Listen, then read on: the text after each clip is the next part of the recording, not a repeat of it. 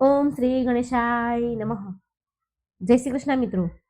આજે આપણે સાંભળીશું હનુમાનજીની કથા અને શનિદેવની કથા. બોલો બજરંગ બલીની જય. મિત્રો, વિડીયો સારો લાગે તો લાઈક અને શેર કરજો. આ ચેનલને સબસ્ક્રાઈબ જરૂર કરી દેજો અને આ કથા બીજાને પણ શેર કરજો, જેથી આવી સરસ મજાની ભગવાનની કથા બીજાને આપણા થકી સાંભળવા મળે અને આપણને પુણ્ય ફળ મળે. બોલો બજરંગ બલીની જય, હનુમાનજીની જય. એક ડોસીમાની આ વાર્તા છે. એક ડોસીમાં રોજ હનુમાનજીના મંદિરે જતા હતા. એ ચૂરમાનો લાડવો અને એક રોટલી લઈને મંદિરે રોજ આવે અને હનુમાનજીને એમ કહે કે કાંધે સોટી લાલ લંગોટી. આટલું કહેતા જ ડોસીમાં આટલું બોલે એની સાથે જ હનુમાનજી આવે અને ચૂરમાના લાડુ અને રોટલી ખાઈ લે. પછી ડોસી બોલે કે મેં તમને આપ્યું જવાનીમાં અને તમે મને આપજો ગઢપણમાં. પૂજા કર્યા બાદ તે ડોસીમાં પાછા ઘરે આવી જતા. એક દિવસ તેની વહુ બોલી, સાસુમાં, તમે રોજ લાડવો અને રોટલી લઈને ક્યાં જાઓ છો? ત્યારે ડોસીમાં બોલ્યા, વહુ, હું બાલાજીના મંદિરમાં જાઉં છું. તો વહુ બોલી, હવે મંદિરે જવાનું બંધ કરો, આ રોજ રોજ જવાનું બંધ કરો. સાસુમાં બિચારા દુઃખી થયા. એમણે કઈ જવાબ આપ્યો નહીં અને પછી તો સાસુમાં એણે કઈ ન ખાધું ન પીધું અને જઈને સૂઈ ગયા. સૂતા સૂતા એ ડોસીમાને 5 દિવસ થઈ ગયા. એક દિવસ તો હનુમાનજી એના સપનામાં આવ્યા અને બોલ્યા કે તમે મને આપ્યું જવાનીમાં, હું તમને આપું છું ગઢપણમાં. ત્યારે ડોસીમાં કહે છે, આજે તો તમે મને આપી રહ્યા છો, પણ રોજ કોણ આપશે? આટલું કહી હનુમાનજી બોલ્યા કે હું રોજ આપીશ. આ સાંભળીને ડોસીમાં તો ખુશ થઈ ગયા અને ચૂરમાનો લાડવો ખાઈ લીધો. આ બાજુ ડોસીમાની વહુ પાસે હવે કંઈ પણ વધ્યું ન હતું. કામ ધંધામાં ખોટ થવા લાગી. એક દિવસ વહુએ વિચાર્યું કે ચાલ તો ખરી, હું સાસુમાને જોઈ આવું તો ખરી. 7 દિવસ થઈ ગયા છે, મેં તો સાસુમાને જમવાનું પણ નથી આપ્યું. તો તે ડોસી બરાબર જામી છે, તંદુરસ્ત થઈ ગઈ છે, બરાબર શરીર થયું છે એનું. એટલે એ એની સાસુ પાસે ગઈ અને બોલી કે મેં તો તમને જમવાનું પણ નથી આપ્યું 7 દિવસથી, તમે શું ખાવ છો? તો ડોસીમાં બોલ્યા કે વહુ, મને તો હનુમાનજી મીઠા મીઠા લાડવા અને રોટલી આપી જાય છે, હું એ જ ખાઉં છું. આ સાંભળીને વહુ તો હેરાન રહી ગઈ અને સાસુમાના પગમાં પડી ગઈ અને બોલી, માફી માંગી અને કહે છે, માજી, અમે તો તમારા ભાગ્યનું જ ખાઈએ છીએ. અમારા ઘરમાં તો હવે કંઈ પણ નથી રહ્યું. અન્ન ધન બધું સમાપ્ત થઈ ગયું છે. હવે તમે પાછા ઘરે આવો અને તમારું ઘર સંભાળો. પછીથી ડોસીમાં એમના ઘરે ગયા અને પછીથી રોજ ડોસીમાં મંદિરે જઈને હનુમાનજીને લાડુ અને રોટલી લઈને જતા અને ભોગ ધરાવતા. અને પછી એનું ઘર ઘણું અન્ન ધનથી ભરાઈ ગયું. હનુમાનજીની કૃપા થઈ. હે હનુમાનજી, જેવી કૃપા તમે ડોસીમાં પર કરી એવી કૃપા તમારા બધા ભક્ત પર કરજો. આ કથા સાંભળનાર, વાંચનાર, આ વિડીયો જોનાર બધા ઉપર તમારી કૃપા વરસાવજો. જય હનુમાન દાદા. હવે આપણે મિત્રો સાંભળીશું શનિદેવ અને હનુમાનજીની કથા. જય શનિદેવ, જય હનુમાન. મિત્રો, આપણે બધા જ જાણીએ છીએ કે શનિદેવને ન્યાયના દેવતા માનવામાં આવે છે. સૂર્યપુત્ર શનિદેવને ખુશ કરવા માટે આપણે બહુ બધા ઉપાયો કરતા હોઈએ છીએ. શનિદેવની દશાથી બચવા માટે એવું માનવામાં આવે છે કે શનિદેવના પ્રકોપથી વ્યક્તિના ખરાબ દિવસ આવવાના શરૂ થઈ જાય છે. પણ શું તમે જાણો છો કે શનિદેવ હનુમાનજીના ભક્તોને ક્યારેય હેરાન નથી કરતા? હવે આના પાછળનું કારણ શું છે એ હું તમને કહું છું. જ્યારે રાવણના પુત્ર મેઘનાથનો જન્મ થયો હતો એ સમયે આકાશમાં શનિદેવનો બહુ પ્રભાવ હતો અને શનિદેવના આ પ્રભાવના કારણે મેઘનાથના અમર થવાનો યોગ તો ખતમ જ થઈ ગયો હતો.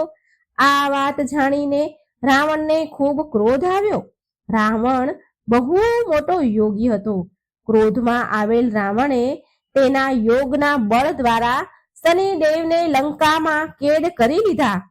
ત્રેતા યુગમાં જ્યારે માં સીતાને શ્રી રામ દ્વારા મોકલેલ વીંટી આપવા માટે હનુમાનજી લંકા આવ્યા તો તેમણે શનિદેવને એક કેદીના રૂપમાં કેદ થયેલા જોયા.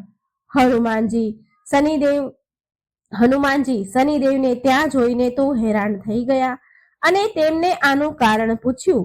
શનિદેવે એને બતાવ્યું હનુમાનજીને કે હું શનિદેવ છું. રાવણે એના યોગ બળથી મને અહીં કેદ કરી મૂક્યો છે. શનિદેવે હનુમાનજીને ત્યાંથી છોડાવવા માટે આગ્રહ કર્યો, વિનંતી કરી. ત્યાર પછી જ્યારે હનુમાનજીએ શનિદેવને રાવણથી મુક્તિ અપાવી તો શનિદેવ ખુશ થઈ ગયા અને હનુમાનજીને વરદાન માંગવા માટે કહ્યું. ત્યારે હનુમાનજીએ કહ્યું કે કળિયુગમાં જે પણ મારો ભક્ત હશે અને મારી આરાધના કરશે તો તમે તેને ક્યારેય પણ અશુભ ફળ નહીં આપો. ત્યાર પછીથી શનિવારે હનુમાનજીની પણ પૂજા કરવામાં આવે છે અને બધા જ હનુમાન ભક્તો પર શનિદેવની કૃપા રહે છે. કહેવાય છે કે લંકાથી પ્રસ્થાન કરતી વખતે શનિદેવે લંકા પર એમની વક્ર દ્રષ્ટિ નાખી હતી અને આ જ કારણથી રાવણ અને તેના પૂરા કુળનો યુદ્ધમાં નાશ થઈ ગયો હતો. આના સિવાય એક બીજી પણ એવી કથા છે કે એકવાર હનુમાનજી તેમના પ્રભુ શ્રી રામનું સ્મરણ કરી રહ્યા હતા. એ સમયે શનિદેવ ત્યાં આવી ગયા અને કહેવા લાગ્યા કે હવે કળિયુગ પ્રારંભ થઈ ગયો છે.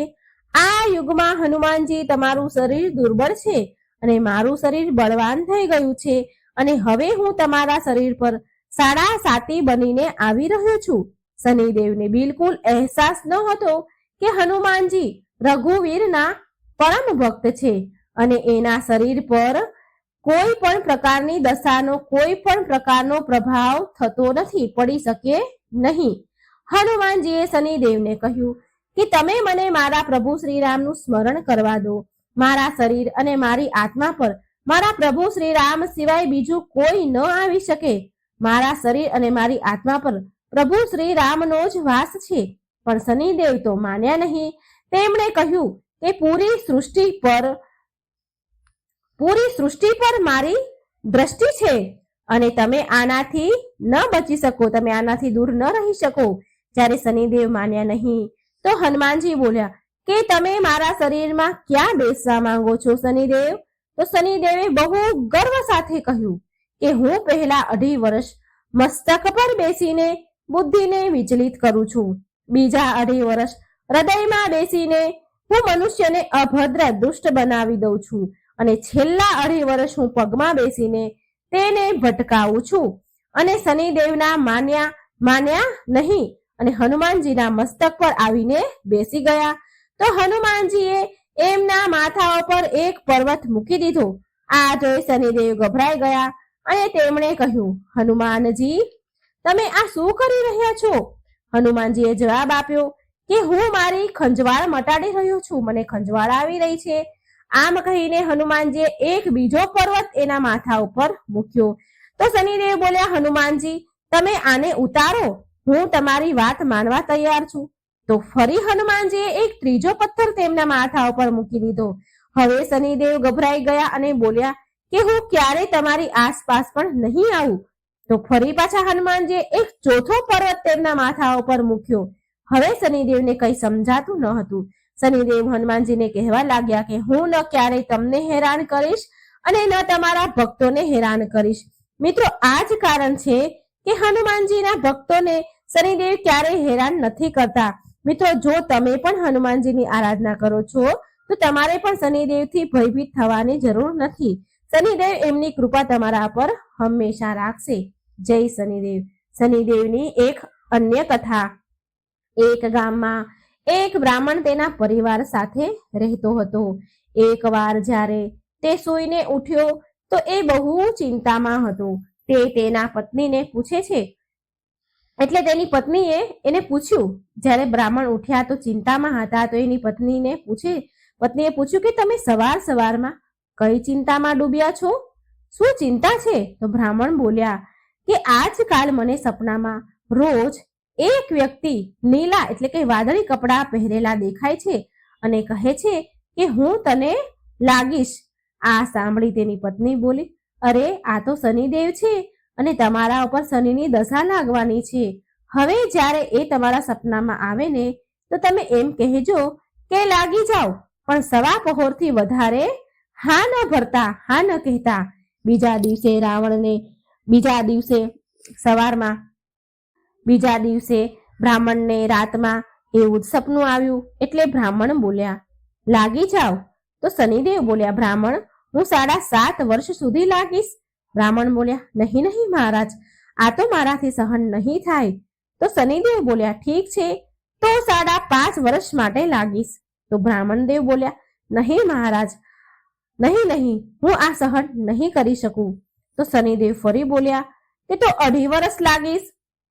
એટલે બ્રાહ્મણ બોલ્યા, મહારાજ, આ પણ મારાથી સહન નહીં થાય. આમ કરતા કરતા શનિદેવ બોલ્યા, સવા પહોર માટે તો તારે મારી દશા સહન કરવી જ પડશે. પછી બ્રાહ્મણ હા પાડે છે.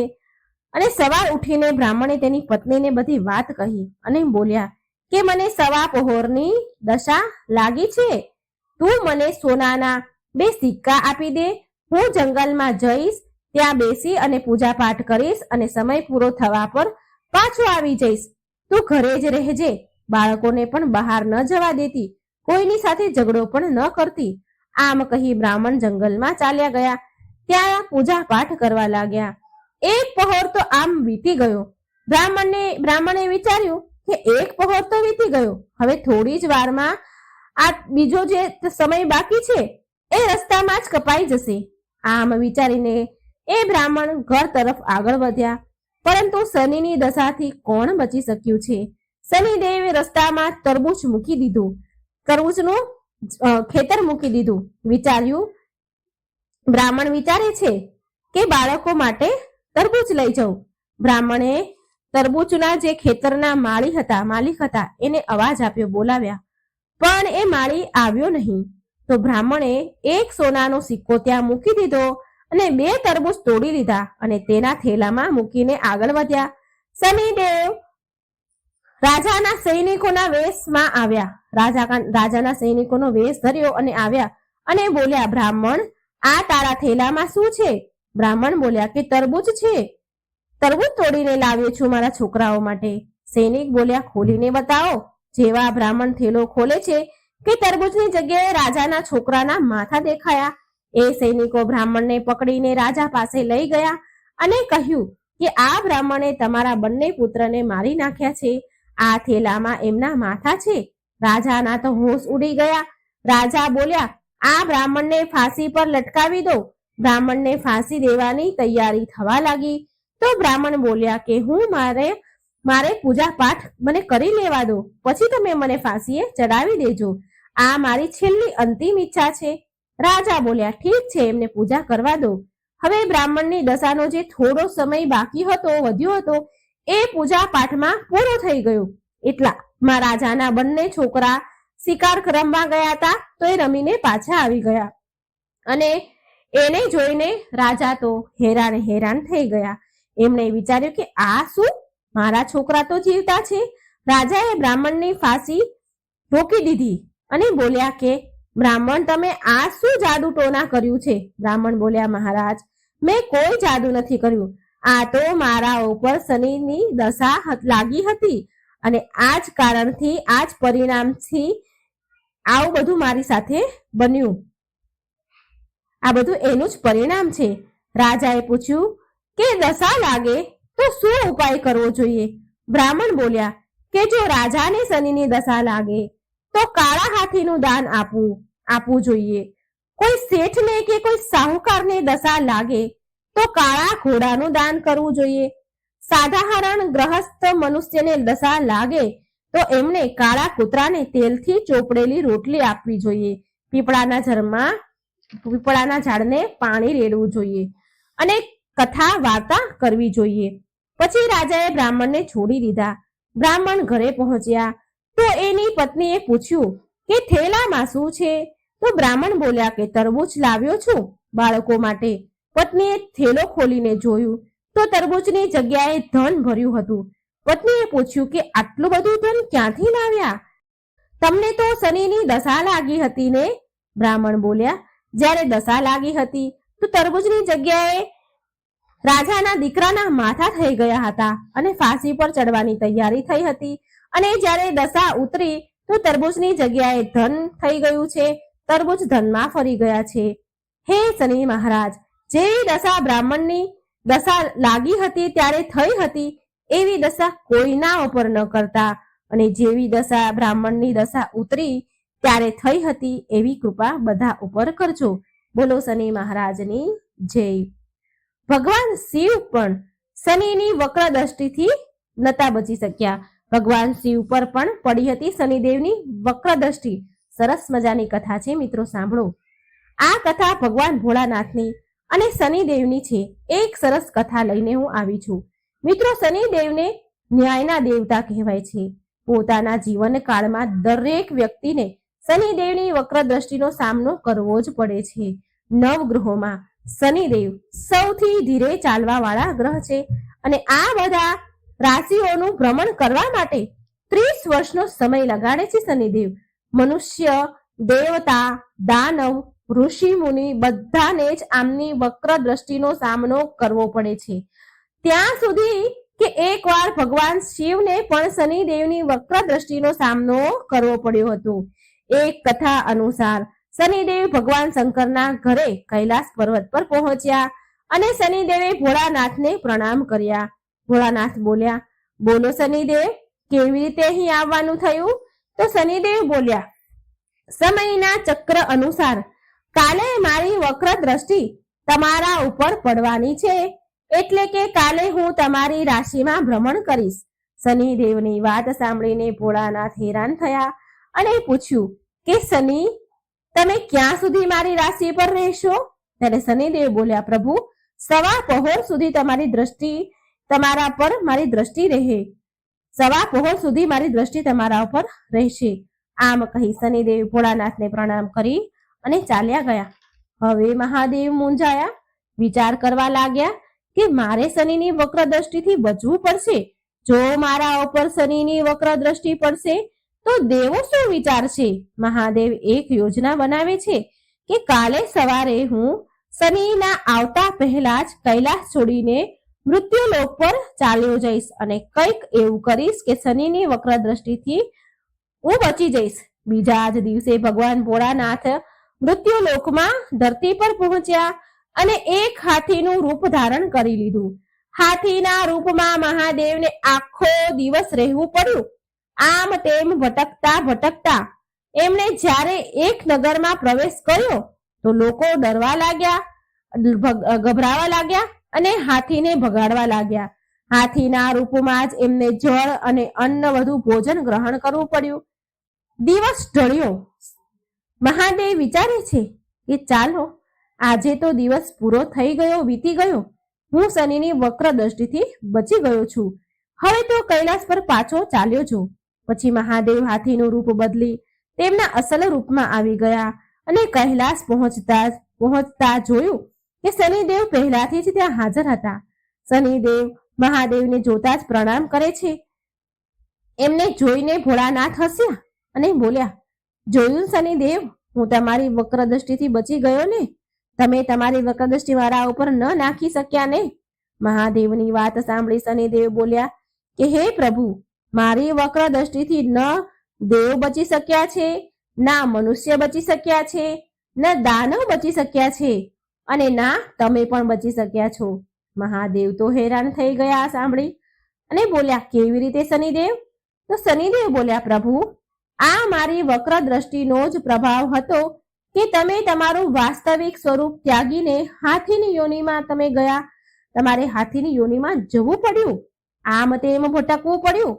પશુ યોનિમાં જ તમારે અન્ન જળ ગ્રહણ કરવું પડ્યું. તમારું નિવાસ સ્થાન કૈલાસ છોડવું પડ્યું. મારી દ્રષ્ટિ જેવી તમારી ઉપર પડી એ જ પરથી તમને શનિ દશાના તમે પાત્ર બની ગયા હતા. આ સાંભળી મહાદેવ હસ્યા અને શનિદેવને ગળે લગાડ્યા અને બોલ્યા કે શનિદેવ, ખરેખર તમે મારા શિષ્ય કહેવાને યોગ્ય છો.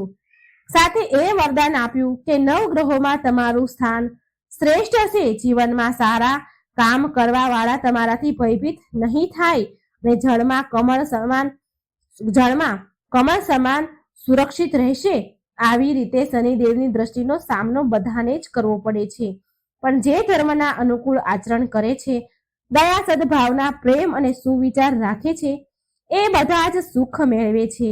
જે વ્યક્તિ શનિવારે પીપળાના ઝાડને પાણી અર્પણ કરે છે, કાળી વસ્તુનું દાન કરે છે, ગાયત્રી મંત્રના જાપ કરે છે, પશુ પક્ષીઓને અન્ન અને જળ આપે છે, કીડીઓને કીડિયારું પૂરે છે, લોટ નાખે છે અને શનિ ચાલીસા વાંચે છે અને શનિદેવની કથા સાંભળે છે, એના ઉપર શનિદેવની કૃપા સદાય માટે બની રહે છે.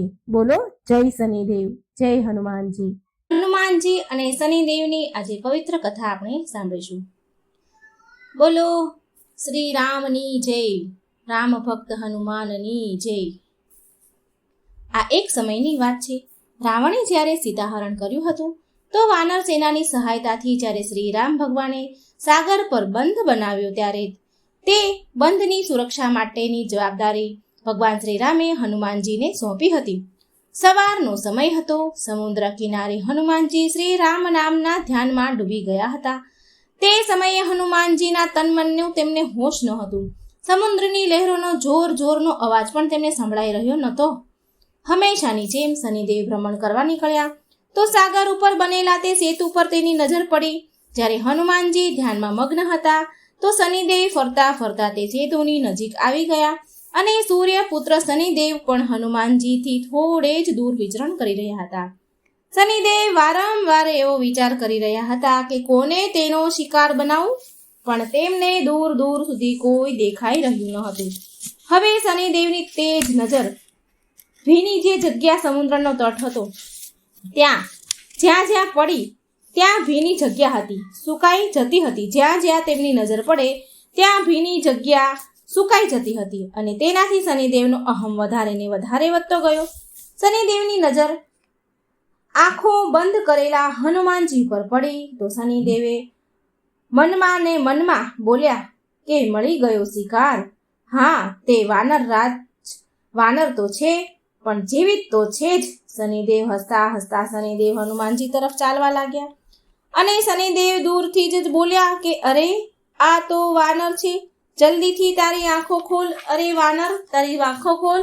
જો હું તારી સુખ શાંતિને નષ્ટ કરવા આવ્યો છું. હું સૂર્યપુત્ર શનિ છું. આ સૃષ્ટિમાં એવું કોઈ નથી જે મારો સામનો કરી શકે.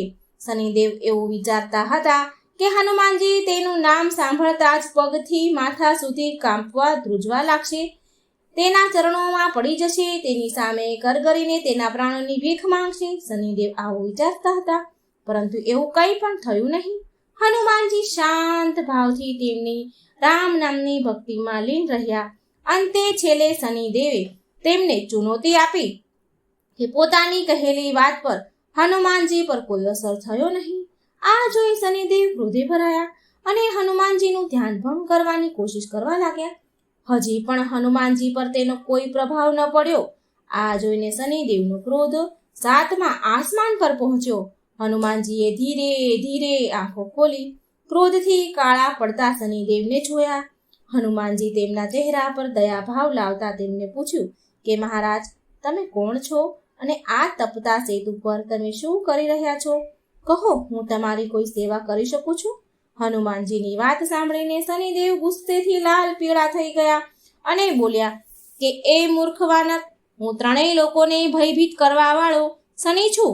જેની પણ રાશિ પર મારા પગ પડે તે પછી તે દેવ હોય કે રાક્ષસ હોય, ઇન્દ્ર હોય કે કુબેર હોય, બધા જ ધરાશાયી થઈ જાય છે. અને આજે હું તારી રાશિ પર આવી રહ્યો છું. જો તારામાં સાહસ હોય તો મને રોકીને બતાવ. આ સાંભળી હનુમાનજી હસીને બોલ્યા કે તમારા નાક પર તો ક્રોધ જલ્દી આવી જાય છે મહારાજ. હું એક વૃદ્ધ ગરડો વાનર અને તમે યુવાન સૂર્યપુત્ર. હું શું ખાઈને તમને રોકીશ? હું શું કામ તમને રોકું? માત્ર પ્રાર્થના જ કરી શકું છું કે વ્યર્થનો ક્રોધ છોડી દો. કોઈ બીજી જગ્યા પર જઈને તમારો પરાક્રમ બતાવો. નમ્રતાથી હનુમાનજી બોલ્યા, શનિદેવ, હું અત્યારે મારા આરાધ્ય શ્રી રામનું ધ્યાન કરી રહ્યો છું. કૃપા કરીને મારી શાંતિ ભંગ ન કરો. તમે મને શાંતિથી શ્રીરામની આરાધના કરવા દો. હનુમાનજીની આવી વાત સાંભળી શનિદેવ વધારે ને વધારે ભડક્યા. શનિદેવ એકદમ આગળ વધીને બોલ્યા કે જ્યારે કીડીની કીડીનું મોત આવે છે ને તો તેની પાંખો નીકળી આવે છે અને હવે તારા પણ ખરાબ દિવસ નિશ્ચિત છે. આટલું કહીને શનિદેવ આગળ વધીને હનુમાનજીના બાવડા પકડી લીધા અને તેની તરફ ખેંચવા લાગ્યા. હનુમાનજીને લાગ્યું કે તેના બાવડા કોઈ સળગતી અગ્નિમાં મૂકી દીધા હોય. એક જ ઝટકામાં તેણે તેના બાવડા શનિદેવના હાથમાંથી છોડાવી દીધા. શનિદેવ વિકરાળ રૂપ ધારણ કરીને તેને હનુમાનજીનું બીજું બાવડું પકડવાનું વિચાર્યું તો હનુમાનજીની ધીરજ પૂરી થઈ ગઈ. પછી હનુમાનજી ગરજીને બોલ્યા કે માની ગયો કે તારી દુષ્ટતાનો કોઈ અંત નથી. તારી જોડે તો હવે લડવું જ પડશે. અને પછી બસ હનુમાનજીએ શ્રીરામનું નામ લઈને તેમની પૂંછ આગળ વધારવાની શરૂ કરી દીધી. પૂંછડી આગળ વધારતા જતા અને શનિદેવને પૂંછડીમાં લપેટતા જતા હતા. શક્તિથી અજાણ શનિદેવને તેનો અહેસાસ ન થયો અને જ્યાં સુધી અહેસાસ થયો ત્યાં સુધીમાં તો હનુમાનજી શનિદેવને તેની પૂંછડીમાં લપેટી ચૂક્યા હતા. શનિદેવ પૂરી શક્તિ લગાડીને હનુમાનજીની પૂંછડીને તોડવાની કોશિશ કરી રહ્યા હતા અને હનુમાનજી શનિદેવની લાચારી જોઈ જોર જોરથી હસી રહ્યા હતા. શનિદેવની અક્કડ હજી સુધી ગઈ ન હતી અને શનિદેવ બૂમો પાડીને બોલ્યા કે તું તો શું, તારા શ્રીરામ પણ મારું કઈ બગાડી નહીં શકે. તું જોતો જા હું તારી શું દશા કરું છું. શ્રીરામ વિશે આવા શબ્દ બોલતા શનિદેવ પર હનુમાનજી વધારે કઠોર બની ગયા. હનુમાનજીએ ઉછળીને સમુદ્રના તટ પર દોડવાનું શરૂ કરી દીધું. હનુમાનજીની લાંબી પૂંછડી કેટલી પથ્થરોની શિલાઓને ટકરાવીને જઈ રહી હતી. ઘણીવાર કાંટાવાળી ઝાડીઓમાં ભટકાઈ જતા હતા. પૂંછડીમાં લપેટાયેલા શનિદેવનો હાલ બેહાલ થઈ ગયો. તેમના કપડાં ફાટી ગયા અને આખા શરીર પર વાગીને બધે ઢીમચા અને લોહી નીકળી ગયું. હવે શનિદેવ પથ્થરો સાથે ભટકાઈને અધ મરેલા જેવા થઈ ગયા. હનુમાનજી સમુદ્રના ચક્કર પર ચક્કર લગાવી રહ્યા છે. હનુમાનજીના તો ક્યાંય ઊભા રહ્યા નહીં અને તેમણે પાછું વળીને શનિદેવ તરફ જોયું પણ નહીં. થોડે વાર પછી હનુમાનજીએ પાછું વળીને જોયું તો શનિદેવ લોહી લુહાણ થઈ ગયા હતા. લોહી લુહાણ થયેલા ઢીલા અવાજમાં સૂર્યદેવને પોકાર્યા. મનમાં ને મનમાં કેટલાય દેવી દેવતાઓને સ્મરણ કરવા લાગ્યા શનિદેવ, પણ ક્યાંયથી તેને સહાયતા મળી નહીં. અને મળે પણ કેવી રીતે? શનિદેવે ક્યારેય કોઈનું ભલું કર્યું હોય તો ને કોઈ તેની તરફથી બોલે ને કે મદદ કરે ને. ત્યારે શનિદેવને તેની ભૂલનો પછતાવો થયો કે તેમણે હનુમાનજીને ચુનૌતી આપીને બહુ મોટી ભૂલ કરી દીધી છે. અંતે નરમ અવાજમાં શનિદેવ હનુમાનજીને પોકારતા બોલ્યા કે દયા કરો વાનરરાજ, મને મારા કર્યાનું ફળ મળી ગયું છે. મારા પ્રાણ ન લો. હું વચન આપું છું કે ભવિષ્યમાં હું તમારી છાયાથી પણ દૂર રહીશ. શનિદેવ તેની ભૂલની માફી માંગવા લાગ્યા. હનુમાનજીએ શનિદેવને એકવાર વધારે જોરમાં જમીન પર પછાડ્યા અને બોલ્યા કે માત્ર મારી છાયાથી જ નહીં પણ મારા ભક્તોની છાયાથી પણ દૂર રહેજો. જલ્દીથી હા બોલો, નહીં તો એકવાર હજી પછાડું છું. શનિદેવ ફફડતા બોલ્યા ઠીક છે વાનરરાજ હનુમાનજી, તમારા ભક્તો તો શું, પણ જેના મોઢામાંથી તમારું નામ પણ નીકળશે ને તો હું તેની પાસે પણ નહીં ભટકું. મહેરબાની કરીને મને છોડી દો. શનિદેવની વાત સાંભળીને હનુમાનજીનો ક્રોધ શાંત થઈ ગયો. હનુમાનજીએ શનિદેવ ફરતી વીંટાયેલી પૂંછડી હટાવી લીધી. હનુમાનજીએ તેને છોડી દીધા અને બોલ્યા કે જાઓ, મેં તમને મુક્ત કરી દીધા છે. શનિદેવ લોથપોથ થઈને સમુદ્રના તટ પર નીચે પડી ગયા. પછી તે હનુમાનજીના પગ પકડીને બોલ્યા, તમે મને છોડીને મારા ઉપર મોટી કૃપા કરી છે અને હવે એક કૃપા બીજી કરો. હનુમાનજી બોલ્યા કે કૃપા તો પ્રભુ શ્રી રામ કરશે. અને તો પણ બોલ્યા કે શું જોઈએ? શ્રી રામની ભક્તિને છોડીને જે માંગશો તે બધું જ આપીશ. શનિદેવ નરમ અવાજમાં બોલ્યા કે શરીર પર લાગવા માટે બહુ બધું લાગ્યું છે તો એના માટે થોડું તેલ આપી દો એટલે મારા ઘા રૂજાઈ શકે. શનિદેવના અંગમાં ભયંકર પીડા થઈ રહી હતી. આ જોઈ હનુમાનજીએ શનિદેવ પર દયા કરી. હનુમાનજીને દયા આવી એટલે હનુમાનજી પાસે તેલ ક્યાં હતું કે તે શનિદેવને આપે. હનુમાનજીએ સામે એક ગામ વસતું હતું તે વસ્તીમાંથી જ્યાં લોકો રહેતા હતા ત્યાંથી તેલ લઈ આવ્યા અને શનિદેવને આપ્યું અને તેલ આપીને કહ્યું કે લો, આ તેલ લગાવી લો, તમારી પીડા દૂર થશે. આનાથી હનુમાનજીએ શનિદેવને આખા તેલથી પલાળી દીધા અને કહેવાય છે કે તે દિવસથી શનિદેવને તેલ અર્પણ કરવામાં આવે છે. શનિદેવ પર જે તેલ ચડાવે છે તેના પર શનિદેવ પ્રસન્ન થાય છે અને શનિદેવ હનુમાનજીના ભક્તોને આજ લગી હેરાન નથી કરતા. તો મિત્રો, આ સરસ મજાની શનિદેવ અને હનુમાનજીની કથા હતી. મિત્રો, વિડીયો સારો લાગે તો લાઈક કરજો, શેર કરજો અને ભગવાનની કથાઓ સાંભળવા માટે આ ચેનલને સબસ્ક્રાઇબ જરૂર કરજો. બોલો જય શ્રી રામ ભક્ત હનુમાનની જય. શનિદેવ કેમ કાળા છે? કોણે તોડ્યો હતો શનિદેવનો પગ? પીપળાના ઝાડમાં જળ ચડાવવાથી શનિદેવનો સંબંધ શું છે?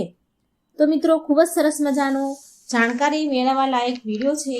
અંત સુધી સાંભળજો અને વિડીયો સારો લાગે તો લાઈક અને શેર પણ જરૂર કરજો.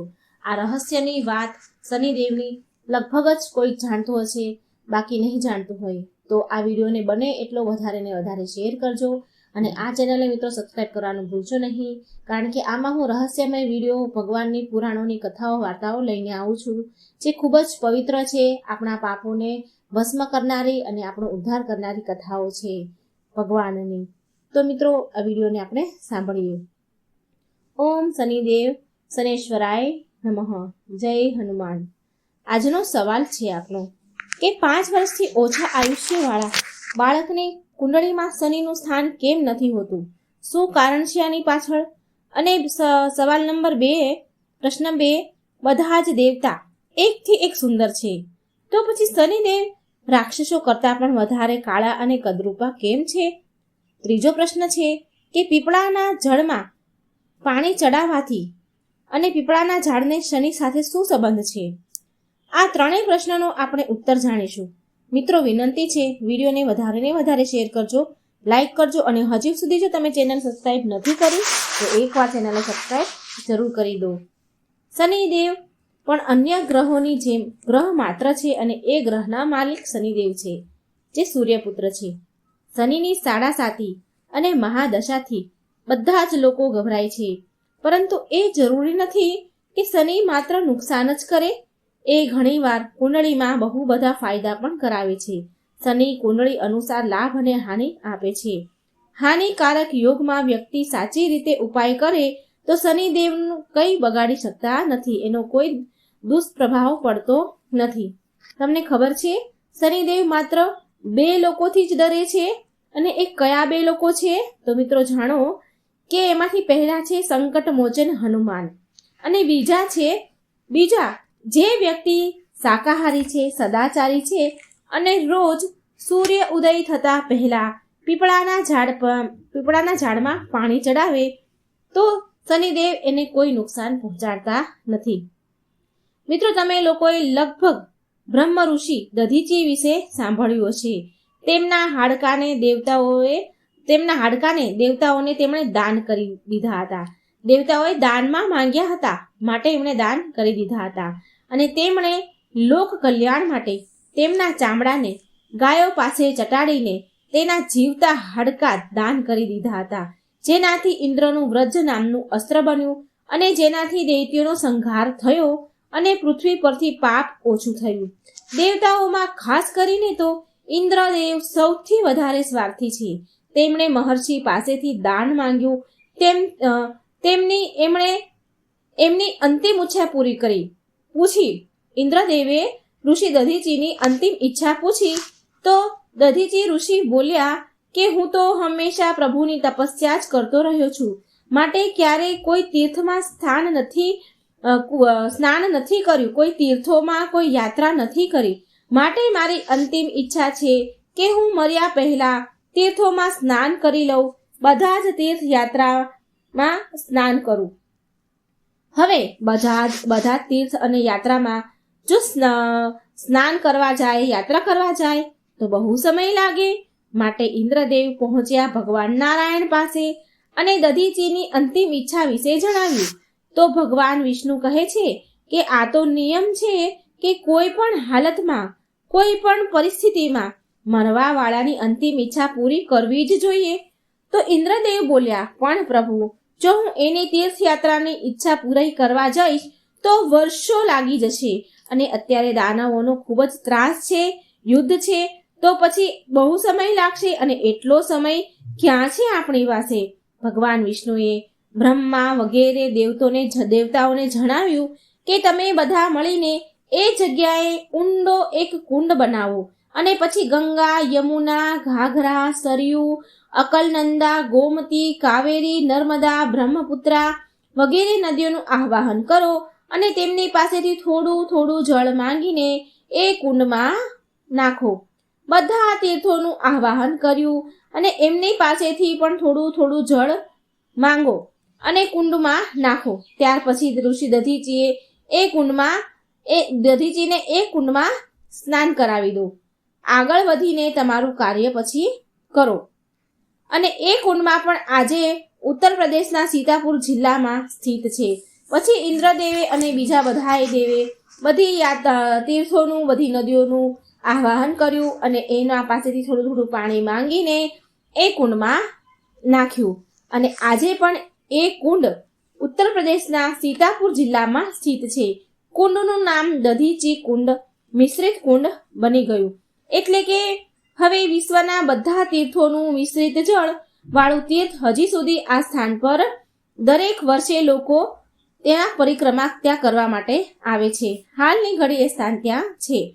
પછી બ્રહ્મ ઋષિ દધીચીએ પ્રાણાયામ દ્વારા તેમની આત્માને બ્રહ્માંડમાં ચડાવી દીધી, અને દેવતાઓએ તેમના શરીરથી માંસ હટાવીને હાડકાં નીકાળીને હથિયાર બનાવી લીધા. ભગવાન વિષ્ણુની યુક્તિથી ઇન્દ્રનું કામ તો થઈ ગયું. દધીચીની મૃત્યુ બાદ તેમના માંસ, પિંડ વગેરેના અંતિમ સંસ્કાર થઈ રહ્યા હતા. તો તેમની મહાન પત્ની પતિવ્રતા નારી, જેની ગોદમાં, એના ખોળામાં નાનો એવો 3 વર્ષનો બાળક હતો, તેને પીપળાના ઝાડના મૂળમાં બેસાડીને તેમના પતિ સંગ દધીચી ઋષિ સંગ સતી થઈ ગયા. સ્વાર્થી દેવતાઓએ એ નાનું એવું બાળક, નાનો એવો જીવ, એ બાળકને સામે ન જોયું, ન વિચાર્યું કે આ અનાથ બાળકનું થશે શું. મહર્ષિ દધીચીની પત્ની એના પતિનો વિયોગ સહન ન કરી શક્યા, માટે તેના 3 વર્ષના બાળકને પીપળાના વૃક્ષના થડમાં મૂકીને અગ્નિમાં કૂદી ગયા, સતી થઈ ગયા લોક કલ્યાણ માટે. પરંતુ પીપળાના થડમાં બેઠેલો એ નાનો એવો 3 વર્ષનો બાળક ભૂખ તરસથી તડપીને બૂમો પાડતો હતો, રડતો હતો, ચીસો પાડવા લાગ્યો. જ્યારે કોઈ વસ્તુ ન મળી તો એ નાના એવા બાળકે જમીન પર પડેલા પીપળાના નાના નાના બોર જેવા જે બીજ ફળ હોય છે એને ખાઈને મોટો થવા લાગ્યો. કાલાંતરમાં પીપળાના પાન અને ફળને ખાઈને તે વનમાં એકલો રહેતો હતો. પીપળાના મૂળમાં, થડમાં એ નાનો એવો ખાડો બની ગયો હતો, તે જ તેનું ઘર બની ગયું. અને એક ગૌ માતા હતા જે એના વાછરડાને દૂધ પીવડાવતા, થોડું દૂધ બચાવતા, અને એ બાળકને ત્યાં પીપળાના ઝાડ પાસે આવીને તેનું દૂધ પીવડાવતા હતા. અને આવી રીતે એનું જીવન સુરક્ષિત રહ્યું. એ મોટો થાય છે. એક દિવસ દેવ ઋષિ નારદજી ત્યાંથી નીકળી રહ્યા હતા. નારદજીએ પીપળાના ઝાડ પાસે ખાડામાં આવા નાના એવા બાળકને જોયો, ને તેમને ઘણું આશ્ચર્ય થયું કે અરે, આ જંગલમાં, આ વનમાં એક નાનું એવું 5-6 વર્ષનું બાળક છે, અને એક પીપળાના ખાડામાં બેઠેલું છે. નારદજીનું મન તો વ્યાકુળ થયું, માન્યું નહીં, અને ત્યાં પહોંચ્યા જ્યાં બાળક હતું. બાળકને પૂછે છે કે બાળક તું કોણ છે? પણ બાળક તો હજી બોલતા બહુ શીખ્યો ન હતો, જેવું તેવું બોલતો હતો. કાલી ઘેલી ભાષામાં થોડું ઘણું બોલ્યો તો બોલે છે કે હું કોણ છું એ મને નથી ખબર. નારદજી કહે છે તારા જનેતા કોણ છે? તારા માતા પિતા કોણ છે? બાળક બોલ્યો તેની ભાષામાં, કાલી ઘેલી ભાષામાં થોડું ઘણું બોલ્યો કે મારે પણ જાણવું છે કે કોણ છે મારા માતા પિતા. એવું તો અહીં કોઈ છે જ નહીં, હું કોનો બાળક છું? પછી નારદજીએ તેના તપોબળથી ધ્યાન કરીને જોયું તો તેમને બધું સામે દેખાઈ ગયું. પછી નારદ મુનિએ આશ્ચર્યચકિત થઈ ગયા અને કહ્યું એ બાળકને કે તું તો મહાન દાની, મહાપ્રસિદ્ધ તપસ્વી દધીચી ઋષિના પુત્ર છો. તારા પિતાના હાડકાના વજ્ર બનાવીને દેવતાઓએ અસુરો ઉપર વિજય મેળવ્યો હતો. એ પણ કહ્યું કે તારા પિતા દધીચીની અકાળ મૃત્યુ થઈ ગયું છે, બાળક બોલે છે કે હે ઋષિવર, હે દેવર્ષિ, મારા પિતાની અકાળ મૃત્યુનું કારણ શું હતું? નારદજી બોલ્યા કે તમારા પિતા પર શનિ દેવની મહાદશા હતી. બાળક પૂછે છે કે તો પછી મારા ઉપર આવેલા વિપત્તિનું કારણ શું હતું? નારદજી ફરી કહે છે કે તારા ઉપર આવેલા વિપત્તિનું કારણ પણ શનિદેવની મહાદશા તારા ઉપર પણ હતી. આટલું કહીને દેવ ઋષિ નારદે પીપળાના પાન અને બીજને ખાઈને મોટો થનાર બાળકનું નામ પીપલાદ રાખ્યું અને તેને શિક્ષા આપી તેનો શિષ્ય બનાવ્યો. નારદજીએ તેને બ્રહ્માજીને ખુશ કરવાનો, પ્રસન્ન કરવાનો એક મંત્ર બતાવ્યો અને કહ્યું કે આ મંત્રનો જાપ કરીને તમે બ્રહ્માજીને ખુશ કરો. નારદજીના ગયા પછી બાળકે પીપલાદે નારદજીના બતાવ્યા અનુસાર બ્રહ્માજીની ઘોર તપસ્યા કરી અને તેને પ્રસન્ન કર્યા. બ્રહ્માજીએ જ્યારે બાળક પીપલાદથી પ્રસન્ન થયા તો તેને વરદાન માંગવાનું કહ્યું. તો પીપલાદે વરદાનમાં માંગ્યું કે મારી દ્રષ્ટિ માત્રથી હું જેના ઉપર જોઉં એ જોવા માત્રથી કોઈ પણ વસ્તુ, પ્રાણી, જીવ બળી જવો જોઈએ. આ વરદાન, આ શક્તિ મને આપો. હું જેના ઉપર દ્રષ્ટિ નાખું એ બળી જવો જોઈએ. બ્રહ્માજીએ વરદાન આપ્યું અને અંતર ધ્યાન થઈ ગયા. બ્રહ્માજી પાસેથી વરદાન મળી ગયું એટલે પહેલા તો પીપલાદે શનિદેવનું આવાહન કર્યું અને તેની સામે બોલાવ્યા. હવે શનિદેવ તો બહુ ઘમંડ સાથે આ બાળક મારી પૂજા કરીને મારું આવાહન કરી રહ્યો છે. મારી મહાદશાથી એના પિતાની મૃત્યુ થઈ છે અને એના પછતાવાની જગ્યાએ આગળ પણ બીજા લોકો પણ કરશે. આમ વિચાર કરીને શનિદેવ તો જાય છે કે ભગવાન શિવ અને નારાયણની જે મારી પણ પૂજા થશે, મારી પણ લોકો પૂજા કરશે. આમ વિચારતા શનિદેવ પ્રગટ થયા. શનિદેવ બોલ્યા, હે બાળક, આંખો ખોલ. હું સૂર્યપુત્ર શનિદેવ તારી સામે છું. તારો અભિપ્રાય આપ. તું કોણ છે? શનિદેવને સામે જોઈને પીપલાદને તેની માતા, તેના પિતા અને તેના પર આવેલા દુઃખ બધા યાદ આવી ગયા અને તેને અત્યંત ક્રોધ આવી ગયો અને આંખો ખોલીને ક્રોધમાં શનિદેવને ભસ્મ કરવાનું શરૂ કરી દીધું. શનિદેવના આખા શરીરમાં આગ લાગી અને તે બળવા લાગ્યા. બ્રહ્માંડમાં હાહાકાર મચ્યો. બ્રહ્માજીના વરદાન અનુસાર જેવી તેને આંખો ખોલી કે સામેવાળું બળીને ભસ્મ થાય તો પહેલી ક્રોધમાં આંખો એણે શનિદેવ સામે ખોલીને જોયું. ક્રોધમાં શનિદેવ તો બળવા લાગ્યા. બ્રહ્માંડમાં હાહાકાર મચ્યો. સૂર્યપુત્ર શનિની રક્ષા કરવા બધા જ આવ્યા, પરંતુ આ શું? જે પણ શનિદેવને બચાવવા આવે એ પીપલાદ ઋષિ મુનિના સામે જોવાથી બળવા લાગતા. એ ખુદ બચાવવા પોતાનો જીવ બચાવે કે શનિદેવનો જીવ બચાવે? એ ખુદને બચાવવા કે શનિદેવને? બધા દેવતા વિફળ થઈ ગયા, નિષ્ફળ થયા અને સામેથી ભાગી ગયા. સૂર્યદેવ પણ તેમની આંખોની સામે તેના પુત્રને જીવતા બળતા જોઈને બહુ દુઃખી થયા અને બ્રહ્માજી પાસે તેને બચાવવા માટે વિનંતી કરી. અંતમાં બ્રહ્માજી સ્વયં પીપલાદ સામે આવ્યા અને શનિદેવને છોડી દેવાની પ્રાર્થના કરવા લાગ્યા. પણ પીપલાદ તૈયાર થયા નહીં. બોલ્યા કે આ દુષ્ટના કારણે મારા પિતાનું અકાળ મૃત્યુ થયું છે. મારા પિતાના મૃત્યુ થવાથી મારી મા સતી થઈ ગઈ અને હું એક અનાથ થઈ ગયો અને મારી નાની એવી ઉંમરમાં ભૂખ્યો તરસ્યો આ જંગલમાં ભટક્યા કર્યો. હું આને નહીં છોડું, કોઈ પણ કિંમત પર નહીં છોડું. બ્રહ્માજીએ એકના બદલે 2 વરદાન આપવાની વાત કહ્યું કે જે થયું તે જતું કરો. એ વાતને ભૂલી જાઓ. આ દેવતા છે, આને છોડી દો. તેના કર્મ પર રહેવા દો તેને. પણ પીપલાદ બોલ્યા કે હું આને કોઈ કિંમત પર નહીં છોડું. આને બાળીને ભસ્મ કરી દઈશ. બ્રહ્માજી બોલ્યા, પીપલાદ, તું એકની જગ્યાએ 2 વર માંગી લે, પણ શનિદેવને છોડી દે.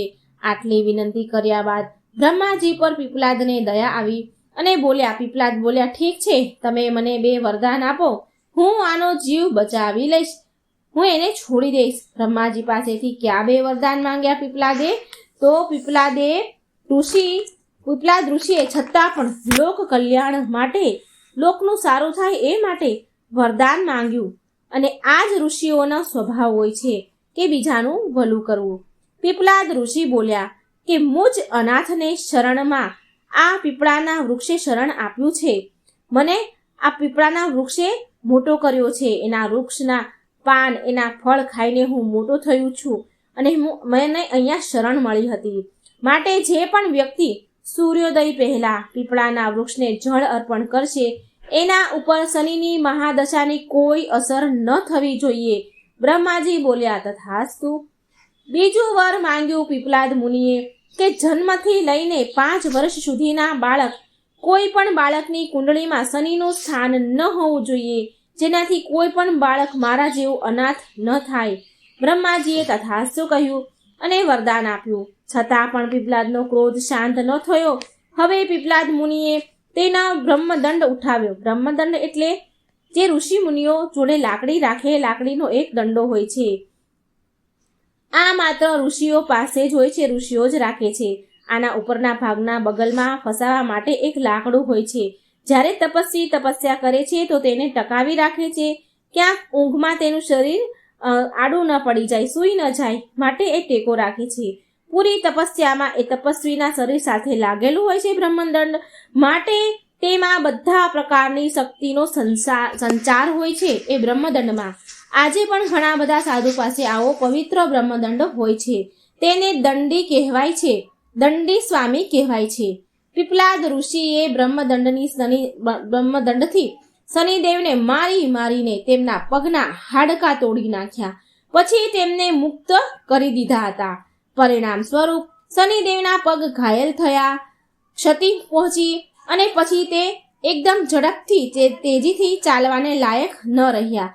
ત્યાર પછી શનિદેવ વિશે કહેવાય છે કે જે ધીરે ધીરે ચાલે છે એ જ શનેશ્વર છે અને તે શનિમાંથી શનેશ્વર થઈ ગયા. શનિદેવને અગ્નિમાં બળવાના કારણે તેમની જે કાયા છે તે ચામડી બળીને અંગ ભંગ થઈ ગઈ અને તેમનો રંગ કાળો થઈ ગયો.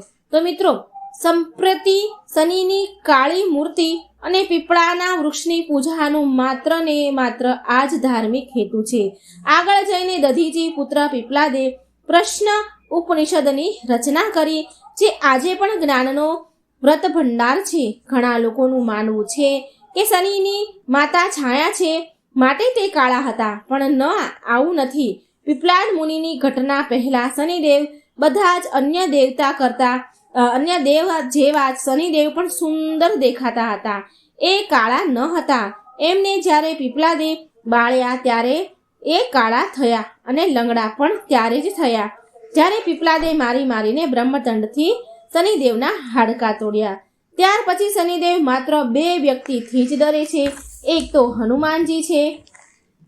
હનુમાનજીથી કેમ ડરે છે આની કથા પણ મારી ચેનલમાં મિત્રો મૂકેલી છે, જે તમે જઈને મારી ચેનલમાં જઈને સાંભળી શકો છો. અને કોશિશ કરીશ કે હું ડિસ્ક્રિપ્શનમાં પણ આ લિંક મૂકું, અથવા તમે સાંભળી શકશો કે શનિદેવ હનુમાનજીથી કેમ ડરે છે.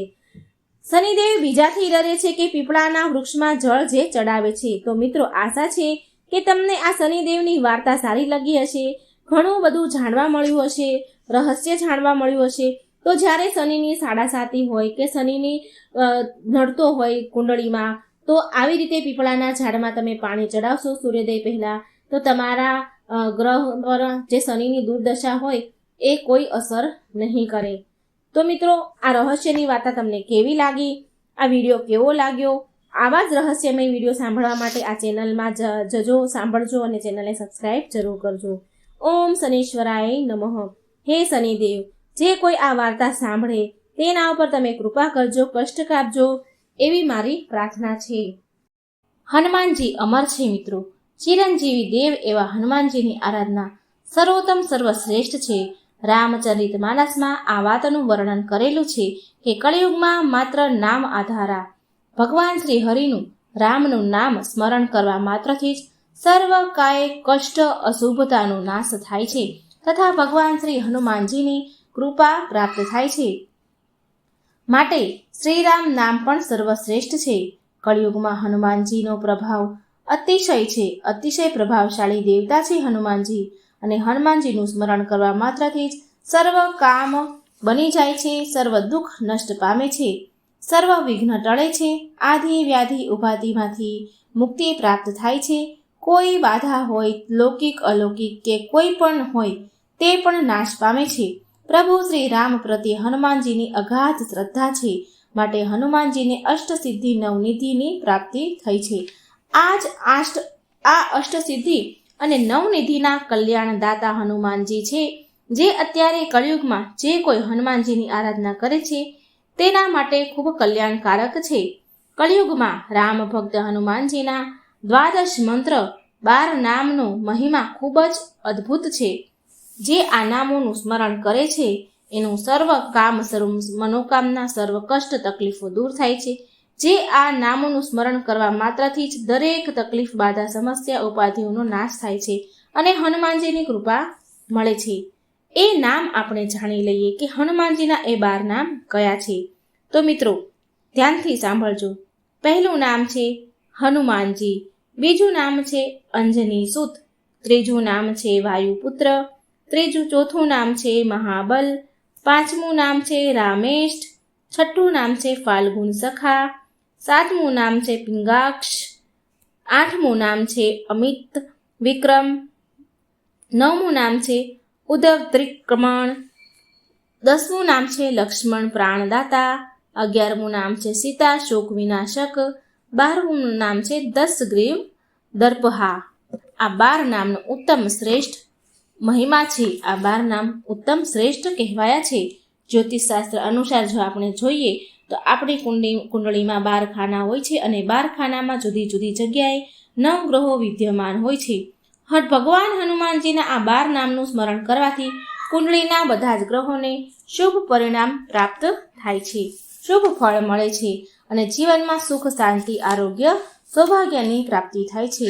હનુમાનજીના આ 12 નામો આખું વર્ષ જપવાથી આખું વર્ષ સારું રહે છે, આખું વર્ષ ફળદાયી રહે છે. મહાબલી, આ 12 નામ, મહાબલીના આ 12 નામના ઉચ્ચારણ કરવાથી વર્ષોથી ચાલી આવતી તકલીફો, દુઃખો પણ દૂર થાય છે.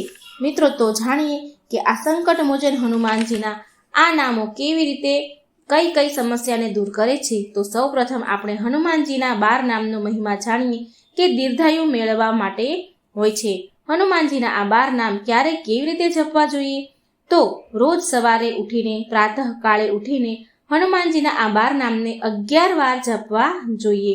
આમ કરવાથી દીર્ઘાયુ મળે છે, બધી જ સમસ્યાનો હલ થાય છે. બીજું કે ધનવાન બનવા માટે હનુમાનજીના આ 12 નામનું ઉચ્ચારણ કેવી રીતે કરાય તે જાણીએ. તો હનુમાનજીના આ 12 નામનો મહિમા અનંત છે, પરંતુ બપોરના સમયે આપણે ઘરે હોઈએ, બહાર ઓફિસમાં જ્યાં પણ હોઈએ, ગમે તે સ્થળે, ગમે તે જગ્યાએ હોઈએ, ગમે ત્યાં સ્થાને હોઈએ, તો આ 12 નામનો બપોરના સમયમાં બોલવામાં આવે તો ભક્તોના જીવનમાં ધન સંબંધિત કોઈ પણ કમી રહેતી નથી, કોઈ પણ સમસ્યા રહેતી નથી. ગરીબી, દરિદ્રતા હશે તો પણ દૂર થઈ જશે. આના સિવાય એટલે કે રોકાયેલું ધન પણ ફરી આપણને પાછું મળી જાય છે, કે અટકેલું રોકાયેલું ધન હોય એ પણ પાછું મળે છે. હનુમાનજીના આ 12 નામ લેવાથી પણ કર્જ કે દેવામાંથી પણ મુક્તિ મળે છે. ત્યાર પછી આ 12 નામ લેવાથી ઘરમાં કલેશ હોય, ગૃહ કલેશ, કકળાટ હોય, ઘરમાં પરિવારમાં અશાંતિ હોય, તો આ 12 નામ લેવાથી ઘરમાં શાંતિ મળે છે, ગ્રહ શાંત થાય છે અને આપણા ઘરમાંથી કકળાટ ચાલ્યો જાય છે. સ્ત્રી કે પુરુષ હોય, જ્યારે જીવનમાં પારિવારિક કલેશ હોય, તેવા મહાદેવ ભગવાનના હનુમંતના જો આ 12 નામનું સ્મરણ કરવામાં આવે, સંધ્યા કાળે જો આ સ્મરણ કરવામાં આવે 12 નામ, તો પરિવારમાં સુખ શાંતિ રહે છે. હનુમાનજીના 12 નામનો મહિમા એ પણ જાણીએ કે ભય અને શત્રુતામાંથી રક્ષા મેળવવા માટે હનુમાનજીના આ 12 નામ બોલવા જોઈએ. જો કોઈ શત્રુ વધારે હાવી થયો હોય, જીવનમાં દુશ્મનોથી પરેશાનીઓ હોય, તો હનુમાનજીના આ 12 મંત્ર સંજીવની બુટ્ટીનું કામ કરે છે. હનુમાનજીના આ 12 પવિત્ર નામ રાત્રે સૂતા પહેલા પણ બોલવા જોઈએ. આમ રોજ રાત્રે 12 નામ જપવાથી હનુમાનજીની કૃપાથી શત્રુ ભય નાશ પામે છે, શત્રુઓ શાંત થાય છે અને કોઈ ભય મનમાં હશે તો પણ તે દૂર થઈ જશે. હનુમાનજીની ઉપાસના અત્યંત પ્રભાવશાળી શા માટે છે? તો આપણે એ જાણીએ છીએ કે હનુમાનજી કળિયુગમાં સૌથી મોટા દેવ છે, પ્રભાવશાળી દેવ છે, ચિરંજીવી દેવતા છે અને તુરંત પ્રાર્થના સાંભળનાર દેવતા હનુમાનજી જ છે. એવું મનાય છે કે હનુમાનજી આજે પણ જીવિત છે, કારણ કે હનુમાનજીને અમરત્વનું વરદાન છે. કોઈ પણ ભક્તો પ્રેમથી, ભાવથી, હૃદયથી જો હનુમાનજીનું સ્મરણ કરે તો હનુમાનજી તુરંત દોડીને આવે છે, ભક્તોની સર્વ મનોકામના પૂરી કરે છે, બધી જ બાધાઓ, બધી જ તકલીફો દૂર કરે છે. અદ્ભુત અને કઠોર ભક્તિના કારણે પણ આ હનુમાનજી અષ્ટસિદ્ધિ અને નવનિધિના દાતા છે, વરદાન પણ આપે છે. આ વરદાન અને તેમના ઈષ્ટ ભગવાન શ્રીરામની કૃપાથી હનુમાનજી ભક્તોના સર્વ કષ્ટો દૂર કરવા માટે સક્ષમ અને સમર્થ છે. માટે જ હનુમાનજીની ઉપાસના લાભદાયી, ફળદાયી છે, દરેક સંકટોનો નાશ કરનારી છે. માટે જ હનુમાનજીની ઉપાસના કરતી વખતે ભગવાન શ્રીરામ હનુમાનજીના આ 12 નામ જપવા, જેથી તુરંત જ આપણી પૂજાનું ફળ, આપણી સાધનાનું, આરાધ્યાનું ફળ પ્રાપ્ત થાય. સવારે, પ્રાતઃકાળે, સાંજે કે રાત્રે સૂતી વખતે અથવા નવા કોઈ કામની શરૂઆત કરતી વખતે, યાત્રા શરૂ કરતી વખતે, કોઈ સારું મંગલ કામ કરતી વખતે, ક્યાંય સારું કામ કરવા જતા પહેલા જો આ ભગવાન શ્રી પવન પુત્ર હનુમાનના 12 નામનો જપ કરવામાં આવે તો ખૂબ જ લાભ થશે. તમારું કામ પૂરું થશે, કોઈ વિઘ્ન વગર પૂરું થશે. જીવનમાં બધા જ કાર્ય સિદ્ધ થશે.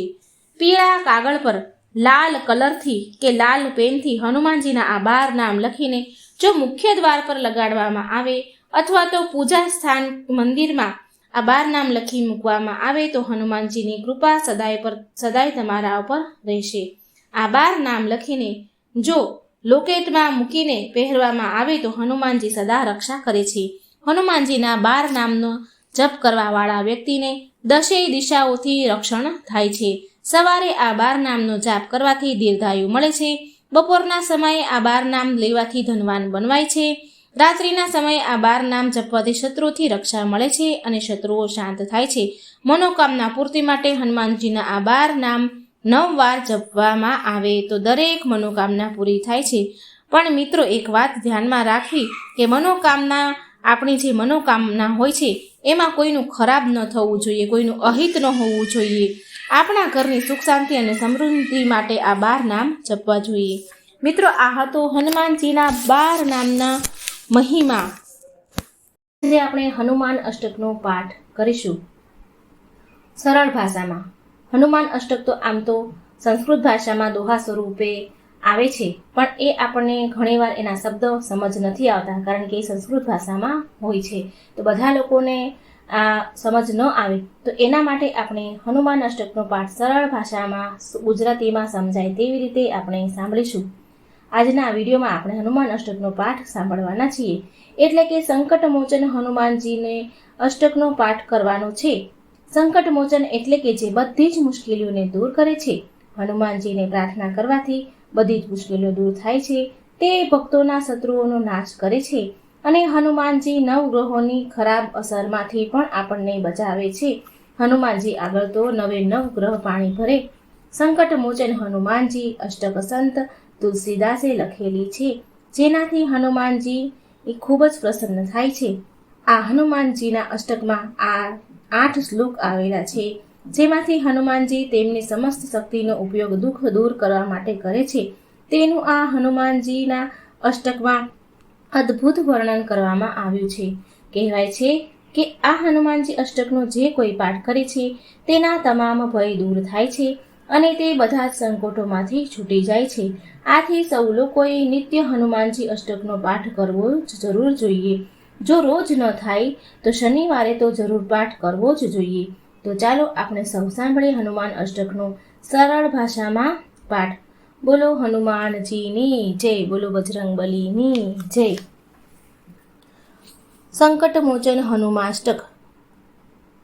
હે હનુમાનજી, તમે બાળક હતા ત્યારે તમે સૂર્યને પાકું ફળ માનીને પોતાના મુખમાં ગળી લીધો હતો, જેનાથી 3 લોકમાં અંધકાર છવાઈ ગયો. એનાથી જગતભરમાં વિપત્તિ છવાઈ ગઈ અને આ સંકટને કોઈ પણ દૂર કરી શક્યું નહીં. જ્યારે સમસ્ત દેવતાઓએ આવીને તમને વિનંતી કરી ત્યારે તમે સૂર્યને મુક્ત કર્યો. આવી રીતે જગત પર આવેલું સંકટ દૂર થયું. હે કપી હનુમાનજી, સંસારમાં એવું કોણ છે જે તમારું સંકટ મોચન નામ નથી જાણતું? પોતાના જ અગ્રજ બાલીના ભયથી મહારાજ સુગ્રીવ કિષ્કિંધા પર્વત ઉપર રહેતા હતા. જ્યારે પ્રભુ શ્રી રામ બંધુ લક્ષ્મણ સાથે ત્યાંથી જઈ રહ્યા હતા ત્યારે એમણે તમને એમની ભાળ લેવા મોકલ્યા. તમે બ્રાહ્મણનું રૂપ ધારણ કરી શ્રી રામચંદ્રજી સાથે મુલાકાત કરી અને તેમને પોતાની સાથે લઈ આવ્યા, જેનાથી તમે સુગ્રીવના કષ્ટનું નિવારણ કર્યું. હે હનુમાનજી, સંસારમાં એવું કોણ છે જે તમારું સંકટ મોચન નામ નથી જાણતું? મહારાજા સુગ્રીવે અંગદ સાથે સીતાજીની શોધમાં પોતાની સેનાને મોકલી તે વખતે કહી દીધું હતું કે જો સીતાજીની ભાળ લગાવીને ન આવ્યા તો તમને બધાને મારી નાખીશું. બધા શોધીને થાકી ગયા ત્યારે તમે સમુદ્રના કિનારેથી કૂદીને સીતાજીની ભાળ લગાવીને આવ્યા, જેનાથી બધાના પ્રાણ બચી ગયા. એ હનુમાનજી, સંસારમાં એવું કોણ છે જે તમારું સંકટ મોચન નામ નથી જાણતું? જ્યારે અશોક વાટિકામાં રાવણ શ્રી સીતાજીને ભયભીત બનાવ્યા અને અનેક પ્રકારના કષ્ટ આપ્યા અને ત્યારબાદ બધી રાક્ષસીઓને કહ્યું કે હે સીતાજીને મનાવો. હે મહાવીર હનુમાનજી, એ સમયે તમે પહોંચી જઈ આ રાક્ષસોનો સંહાર કર્યો. સીતાજીએ સ્વયં પોતાને ભસ્મ કરવા માટે અશોક વૃક્ષથી અગ્નિ માંગ્યો ત્યારે તમે એ વૃક્ષ ઉપરથી શ્રી રામચંદ્રની વીંટી એમના ખોળામાં નાખી, જેનાથી સીતાજીની ચિંતા દૂર થઈ. હે હનુમાનજી, સંસારમાં એવું કોણ છે જે તમારું સંકટ મોચન નામ નથી જાણતું? રાવણના પુત્ર મેઘનાથે બાણ માર્યું જે લક્ષ્મણની છાતી ઉપર વાગ્યું અને જેના કારણે લક્ષ્મણજી મૂર્છિત થઈ ગયા અને એમના પ્રાણ સંકટમાં આવી ગયા. ત્યારે તમે જ સુષેણ વેદને ઘર સહિત ઉઠાવી લાવ્યા અને દ્રોણાચલ પર્વત સહિત સંજીવની બુટી લઈ આવ્યા હતા અને જેનાથી લક્ષ્મણજીના પ્રાણ બચી ગયા હતા. હે હનુમાનજી, સંસારમાં એવું કોણ છે જે તમારું સંકટ મોચન નામ નથી જાણતું? રાવણે ઘોર યુદ્ધ કરી શ્રી રામ અને લક્ષ્મણ સહિત બધા મોટા યોદ્ધાઓને નાગપાશમાં બાંધી દીધા. ત્યારે શ્રી રઘુનાથ સહિત આખા દળમાં એવો ભય છવાઈ ગયો કે આ તો ઘણું ભારે સંકટ આવી પડ્યું છે. ત્યારે એ સમયે હે હનુમાનજી, તમે ગરુડજીને લાવી નાગપાશમાં બંધનો કપાવી નાખ્યા હતા, જેનાથી સંકટ દૂર થયું. હે હનુમાનજી, સંસારમાં એવું કોણ છે જે તમારું સંકટ મોચન નામ નથી જાણતું? જ્યારે અહીં રાવણ શ્રી રઘુનાથજીને લક્ષ્મણ સહિત ઉઠાવી પાતાળમાં લઈ ગયો અને વિધિ વિધાન સહિત દેવીજીની પૂજા કરી બધાને સલાહથી એ નિશ્ચય કર્યો કે આ બંને ભાઈઓનો બલિ આપીશ. એ સમયે તમે ત્યાં પહોંચી જઈને શ્રી રામની સહાય કરી અને અહીં રાવણનો એની સેના સહિત સંહાર કરી નાખ્યો હતો. હે હનુમાનજી, સંસારમાં એવું કોણ છે જે તમારું સંકટ મોચન નામ નથી જાણતું? હે મહાવીર પ્રભુ, તમે દેવતાઓના મોટા મોટા કાર્યો સુધાર્યા છે. હવે તમે જુઓ અને વિચારો કે મુજ દિનહીનમાં એવું કયું સંકટ છે જેને તમે દૂર નથી કરી શકતા? હે મહાવીર હનુમાનજી, અમારું જે કાંઈ પણ સંકટ હોય તેને તમે શીઘ્ર દૂર કરી દો. હે હનુમાનજી, સંસારમાં એવું કોણ છે જે તમને નથી જાણતું, જે તમારું નામ નથી જાણતું? તો મિત્રો, આ હતો હનુમાન અષ્ટક. મિત્રો, તમે પણ સાંભળજો, બીજાને પણ સંભળાવજો અને પુણ્યના ભાગીદાર બનજો. વિડીયો સારો લાગે તો લાઈક શેર જરૂર કરજો. કોમેન્ટ બોક્સમાં ભગવાનનું નામ જરૂર લખજો. બોલો જય શ્રી હનુમાન.